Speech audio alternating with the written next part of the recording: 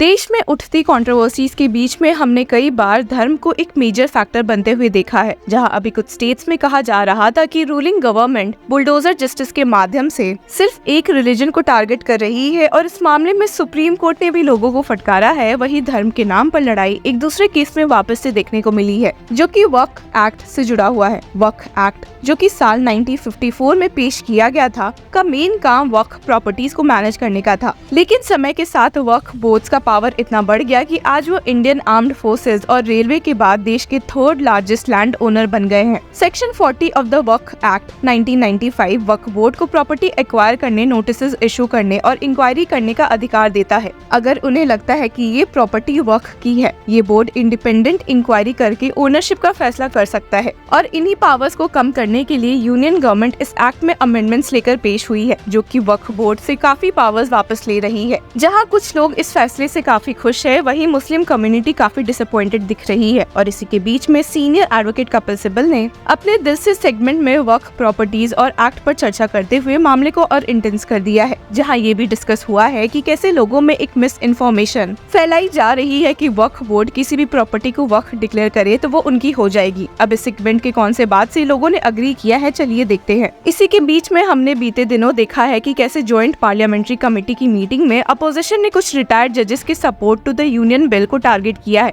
इसलिए भी क्योंकि कहीं ना कहीं ये जजेस बीजेपी से जुड़े हुए पाए गए थे। और सीनियर एडवोकेट कपिल सिब्बल के सेगमेंट में latest propaganda of miss information की बात करते हुए उनके पहले गेस्ट SY कुरैशी, जो कि फॉर्मर चीफ इलेक्शन कमिश्नर भी रह चुके हैं, ने क्या कहा है, सुन लेते हैं। ये जो प्रोपेगेंडा किया जा रहा है, जो बहुत खतरनाक है और लोगों ने बाय कर लिया है। देखो, ये लोग जिस प्रॉपर्टी पे उंगली रख देंगे उनकी हो जाएगी। अरे भाई, बनाना रिपब्लिक नहीं है, कोई लूट थोड़ी मच रही है। अब मैं आपके प्रॉपर्टी पे आके कह दूं कि ये तो मेरी प्रॉपर्टी है वक्फ की, क्या आप मान लेंगे या आप मेरी property? We should have proper deed.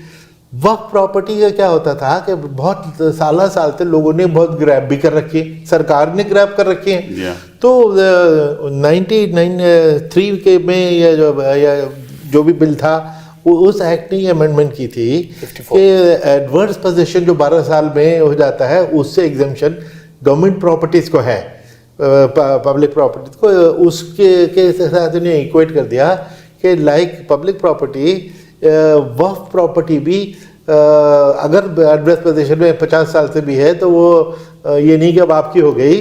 तो वो हम लॉ दिखा के, अगर मैं आपको 80 साल पुरानी जमाबंदी दिखाऊं कि ये तो वक्फ प्रॉपर्टी है, उस बेसिस पे मैं क्लेम करूं, और ये भी नहीं कि आते ही मैं कब्जा कर लूँगा। एक नोटिस होगा, साल भर तक उसकी लीगल प्रोसीडिंग्स होंगी, जिससे ये साबित किया जाएगा, कोर्ट डिसाइड करेगी कि हाँ ये तो वाकई वक्फ प्रॉपर्टी थी, इलीगल पोजीशन में थी। बोर्ड डिसाइड करेगा। ऐसे थोड़ी कि किसी के प्रॉपर्टी में इन्होंने जो प्रोपेगेंडा किया है कि जिस प्रॉपर्टी पे आगे हाथ रख देंगे उनकी हो जाएगी, तुम्हारी सारी प्रॉपर्टी छीन लेंगे, लोगों को इस पे विश्वास हो गया। इसी के साथ आपको बता दें कि सीनियर एडवोकेट कपिल सिब्बल ने ये भी समझाया है कि बेसिकली वक्फ क्या है और इसको लेकर प्रॉब्लम्स क्या सामने आई है। पहले आपको मैं बता दूं कि वक्फ होता क्या है।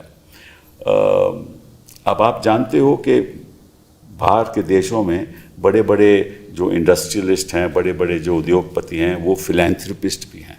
मतलब कि वो अपनी प्रॉपर्टी दे भी देते हैं लोगों को कि एक मतलब कि सोसाइटी के लिए।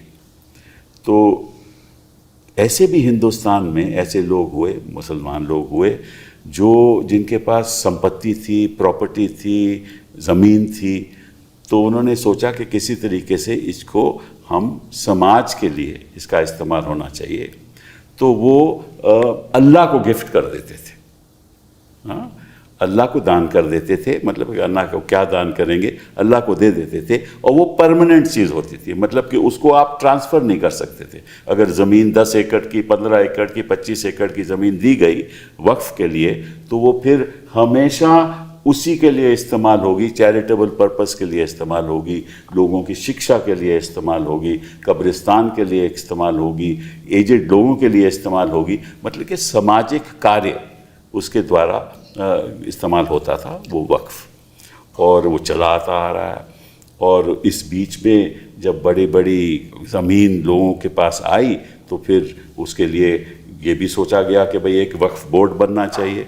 फिर एक नया एक्ट बना, 1954 में वक्फ एक्ट बना, फिर एक 1995 में वक्फ एक्ट बना, और उसके बाद फिर जब ये हमारी सरकार आई तो कोशिश किया गया कि भैया इसका ढांचा बदल दिया जाए।